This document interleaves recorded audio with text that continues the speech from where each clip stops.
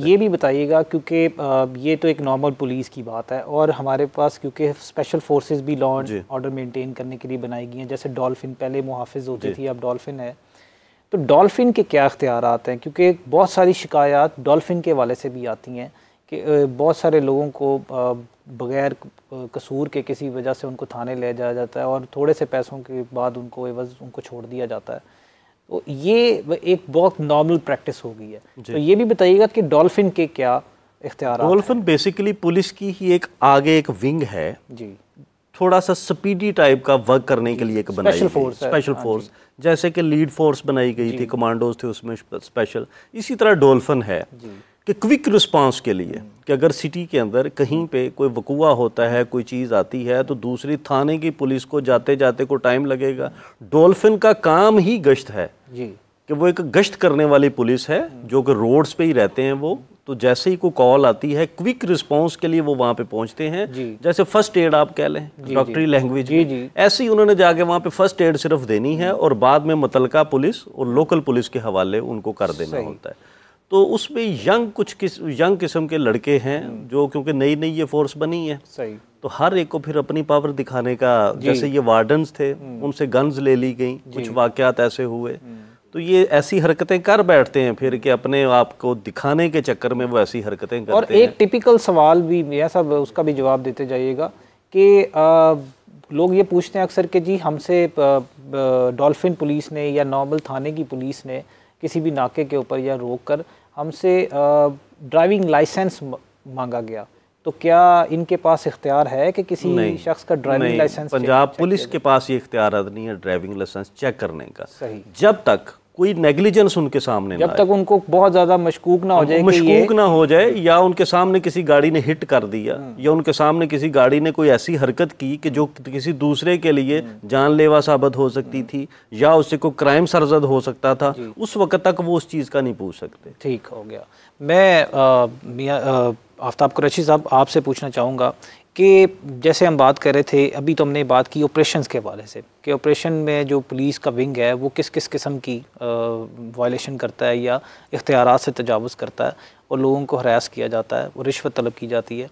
जब हम बात करते हैं इन्वेस्टिगेशन डिपार्टमेंट की, तो आफ्ताब साहब अक्सर हम नॉर्मल प्रैक्टिस में अपनी ये देखते हैं कि चंद पैसों के लिए पूरे केस, जो ठीक ठाक केस होते हैं, जो साबित किए जा सकते हैं, चाहे उसमें एक ही गवाह क्यों ना, ये कोई क्राइम में या किसी लॉ की जुरिस्प्रूडेंस में ऐसी कोई चीज़ ज़रूरी नहीं है कि अगर आपके केस में सिर्फ एक ही गवाह है तो वो केस प्रूफ नहीं किया जा सकता। गवाह चाहे एक ही हो, केस स्ट्रॉन्ग हो तो केस प्रूफ किया जा सकता है। लेकिन पुलिस वाले अपने पैसों के लिए जब ऑपरेशन से इन्वेस्टिगेशन के पास केस आता है तो वो अपने चंद, वो कहते हैं ना, तफ्तीशी दी मारी जाती है, तो वो जो तफ्तीशी साहब हैं वो अपने पैसों के लिए झूठे गवाह भी डालते हैं और लोगों को मजबूर किया जाता है कि वो अपना केस ख़राब करें। उनको ये समझाया जाता है कि हम आपका केस ठीक करेंगे, और फिर वो इससे ज़्यादा अगर हम आगे चले जाएं तो लोगों को फॉल्स एक्यूज़ किया जाता है, मुख्तलिफ लोगों को जो अननोन है, क्योंकि जब कोई भी मुद्दई कोई क्रिमिनल एक्टिविटी का कोई FIR दर्ज करवाता है तो उसकी तो कोशिश होती है ना जिससे बदला लेना है या जिसने किया उसके पूरे ख़ानदान को मुलविस कर दिया जाए। लेकिन ये तो पुलिस की तफ्तीश का काम है कि उसने प्रॉपर लॉ के साथ प्रॉपर इन्वेस्टिगेट करके जो कसूरवार है उसका ही चलान आगे भेजना है। लेकिन मुख्तलिफ लोगों को चंद पैसों के लिए मुलविस कर दिया जाता है, फॉल्स एक्यूज़ किया जाता है।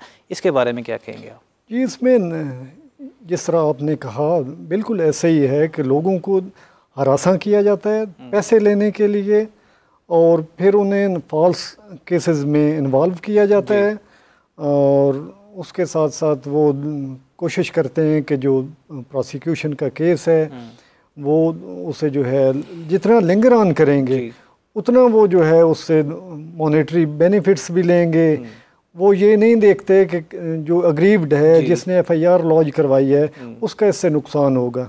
वो उसमें जो अननोन एक्यूज़ हैं अपनी मर्ज़ी से डाल लेते हैं, उनकी स्टेटमेंट्स अपनी मर्ज़ी से लिखते हैं। कंप्लेनेंट या उसके विटनेसेस को पता ही नहीं होता कि ये हमने नामजद भी किए, एक्चुअल वक़ूआ कहीं और रह जाता है और एक नया ही जो है वो एविडेंस क्रिएट कर देते हैं। ऐसा है कि एक बंदा अगर 5 बंदों को नामजद करता है तो ये ऐसे आगे काम करते हैं कि कुछ लोगों को बेगुनाह कर देते हैं पैसे लेके, और इनोसेंट लोगों को पॉलिटिकली जो है प्रेशर में या कुछ गेन करने के लिए वो सेट ऑफ एक्यूज ही और ले आते हैं। जी बिल्कुल, बड़ी क्या कमाल आपने बात की।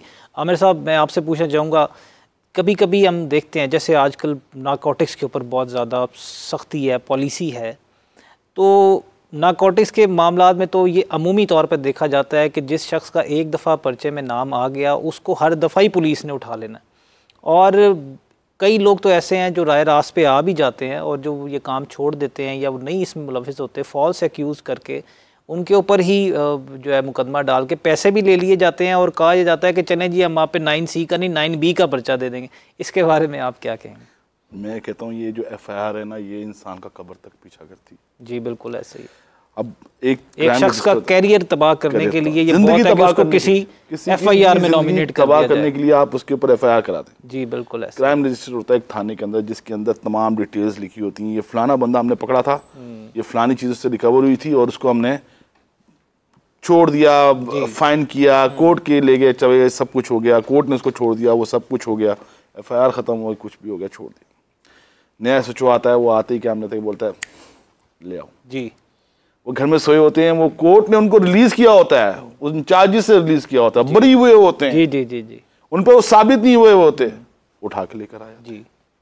ये होता है काम। जी बिल्कुल। अब वो 9C और 9B का ये है कि जो 9C की जो वो है 6(9)(c) की जो सजा है वो सजाए मौत है। जी ऐसा ही है, 1 किलो एक कैपिटल पनिशमेंट में आ जाता है। जी बिल्कुल। नहीं, अब जो लेटेस्ट अमेंडमेंट है उसके मुताबिक उम्र कैद है, इन्होंने डेथ पेनल्टी खत्म कर दी। सही, ठीक।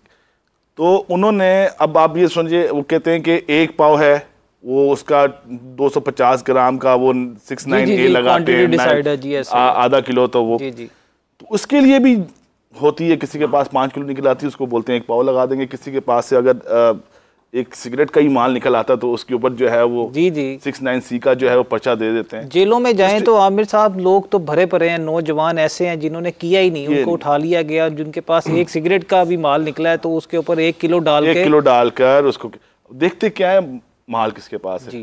अभी आप मैं सर की बात को मैं आगे बढ़ाऊँ, बसीरपुर थाने का केस है, वहाँ बताया गया, वहाँ पर आपसी झगड़े में 2 पार्टियां आपस में लड़ी हैं।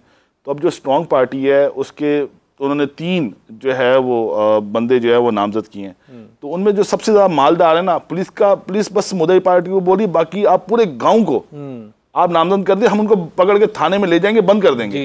सिर्फ ये मालदार पार्टी है ना, इसको छोड़ दें आप। बिल्कुल ऐसा ही है। सही। तो हमारे यहाँ जब मॉनेटरी बेनिफिट्स जब इन्वॉल्व हो जाए ना किसी चीज़ के अंदर, तो फिर वो तबाही होती है। और ये इस तरह के लोग जो है, मैं कहता हूँ these people are blemish on the face of our criminal justice system. बिल्कुल सही। क्रिमिनल जस्टिस सिस्टम है कहाँ? देखें, आपने क्रिमिनल जस्टिस सिस्टम की बात की आमिर साहब। क्रिमिनल जस्टिस सिस्टम के लिए 2 चीज़ें सबसे ज़रूरी अहम किसी भी मुआशरे में, एक लॉ इन्फोर्समेंट एजेंसीज अपना काम ठीक से करें और दूसरा जुडिशल सिस्टम। जब यहाँ पर आप केस पूरा ख़राब कर देते हैं तो फिर इल्ज़ाम लगाते हैं जुडिशल सिस्टम पे कि जी अदालतें सज़ा नहीं देती। अदालतें तब तक सज़ा मुकम्मल तौर पे दे ही नहीं सकती जब तक आपने प्रॉपर इन्वेस्टिगेशन ही नहीं की और हर चीज़ को clearly beyond shadow of doubt proof नहीं किया। तो ये तो प्रोसिक्यूशन का काम है और यही चीज़ें